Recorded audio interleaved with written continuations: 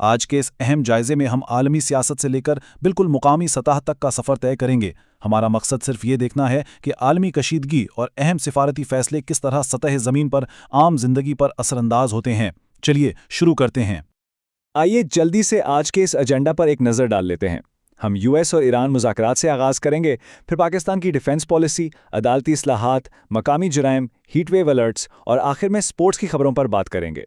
पहला हिस्सा, अमेरिका और ईरान मुज़ाकरात और इनके दरमियान एक नाजुक तवाज़ुन। अब इस मामले में जो चीज़ सबसे ज़्यादा गौर तलब है वो इसकी टाइमिंग है।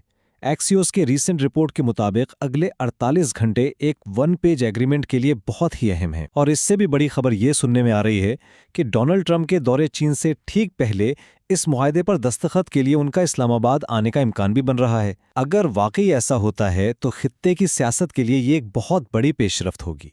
असल डील कुछ इस तरह से डिज़ाइन की गई है।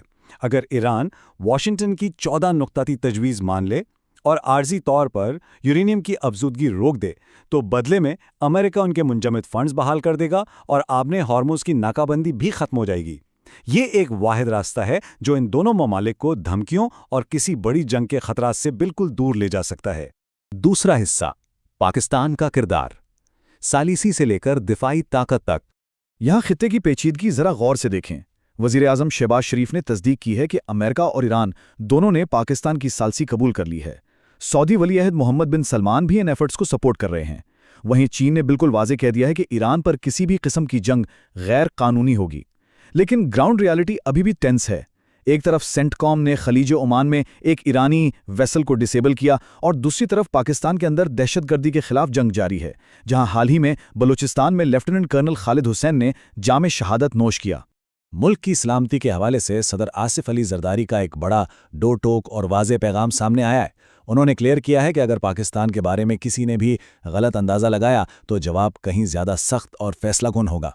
डिफेंस मिनिस्टर ख्वाजा आसिफ ने भी बिल्कुल इसी बात को आगे बढ़ाते हुए कहा कि मुसल्लह अफवाज की जवाबी सलाहियत किसी भी दुश्मन के तसव्वुर से ज़्यादा तेज़ है। एक संगीन लाइन ड्रॉ कर दी गई है। तीसरा हिस्सा, अदालती इस्लाहात। आइए कौमी सलामती से निकलकर नए कानूनी मंजरनामे की तरफ आते हैं। 27वीं आईनी तरमीम के बाद जो नया कानूनी ढांचा सामने आया है उसे समझना सबके लिए इंतहाई ज़रूरी है। देखें, यहाँ सुप्रीम कोर्ट और नई बनने वाली विफाकी आईनी अदालत एक दूसरे के मातहत नहीं हैं। ये दोनों बिल्कुल बराबर हैं, सिर्फ जिम्मेदारियां बांट दी गई हैं। सुप्रीम कोर्ट आम सिविल केसेस और उनकी अपील सुनेगी, जबकि विफाकी आईनी अदालत को अब सिर्फ आईनी मुकदमात को हैंडल करने का इख्तियार दिया गया है। ये मुल्की कानून में एक बहुत ही अहम तब्दीली है। कानून और अदालतों की बात हो ही रही है तो एक अहम दाखिली खबर ये भी है कि बानिए पीटीआई की अहलिया बुशरा बीबी को इंतहाई सख्त सिक्योरिटी में आंखों के मुआयने के लिए एक प्राइवेट अस्पताल लाया गया था। मुआयने के फौरी बाद उन्हें वापस अडयाला जेल मुंतकिल कर दिया गया। चौथा हिस्सा, मकामी जुराइम और डिजिटल मंशियात। अब अदालतों से सीधा गली मोहल्लों और सड़कों की तरफ आते हैं। 59।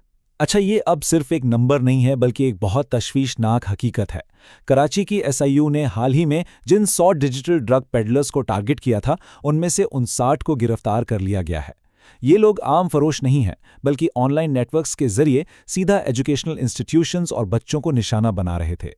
ये एक ऐसा डिजिटल जुर्म है जिसने आम शहरियों की परेशानी में बहुत इजाफा कर दिया है। इसके अलावा मकामी लॉ एनफोर्समेंट के कुछ और एक्शंस भी सामने आए हैं।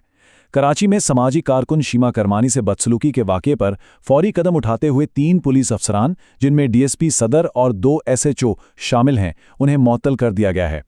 वहीं एक और हैरान अंगेज़ वाक़या गुलशन हदीद का है, जहां एक खातून कस्टमर बनकर आती है और अपने डाकू साथियों के साथ ज्वेलरी शॉप लूटने की कोशिश करती है। इस दिल दहलाने वाले वाक़े की सीसीटीवी फुटेज ने सबको हैरान कर दिया। 5वां हिस्सा, शदीद हीट वेव अलर्ट्स। खैर, जराइम से हटकर अब एक ऐसी माहौलियाती आफत की बात करते हैं जो लाखों लोगों को मुतासिर कर रही है। ये एदाद-ओ-शुमार खुद मौसम की शिद्दत बयान कर रहे हैं। तुर्बत में पारा जुलसा देने वाले 45 डिग्री तक जा पहुंचा है, मिट्टी में 44 और हैदराबाद और नवाबशाह में 40 डिग्री सेल्सियस। ये बिल्कुल आम गर्मी नहीं है। इसीलिए मुतल्लिका इदारों ने 11 मई तक शदीद हीट वेव अलर्ट जारी कर दिया है ताकि लोग एहतियात कर सकें। और माहिरीन की तरफ से जो पेशगोई आ रही है वो और भी खतरनाक है। उनका अंदाज़ा है कि आने वाले दिनों में सिंध और बलूचिस्तान के कुछ हिस्सों में दर्जा हरारत 50 डिग्री सेल्सियस की जानलेवा हद तक जा सकता है। 50 डिग्री का मतलब है कि दिन के वक्त खुले आसमान के नीचे रहना बेहद नुकसानदेह हो सकता है। इस वक्त खुद को हाइड्रेटेड रखना इंतहाई लाजमी है। छठा और आखिरी हिस्सा, खेल की फतूहात और विसाएं।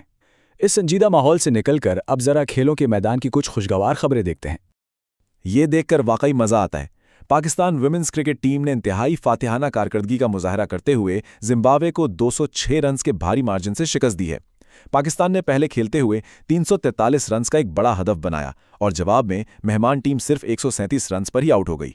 इस तारीखी फतह का पूरा क्रेडिट सदफ शमास और गल फैरोजा की शानदार सेंचुरियों और कप्तान फातिमा सना की उन 3 विकेटों को जाता है जिन्होंने मैच का पासा ही पलट दिया। इधर खित्ते के स्पोर्ट्स डिप्लोमेसी में भी एक मुस्बत स्टेप देखने को मिला है। भारत की मोदी हुकूमत ने आलमी इवेंट्स के लिए पाकिस्तानी खिलाड़ियों को वीज़ा फराहम करना यकीनी बनाया है। ये कदम इसलिए उठाया गया है ताकि किसी आलमी इवेंट की मेज़बानी में उन्हें कोई सिफारती मसला ना हो। हाँ, अलबत्ता दोनों ममालिक के दरमियान 2 तरफा क्रिकेट सीरीज पर पाबंदी अभी भी बरकरार है, लेकिन ये एक प्रैक्टिकल स्टेप ज़रूर है। तो अब इस जायजे के इख्तिताम पर एक बड़ा अहम सवाल जहन में आता है।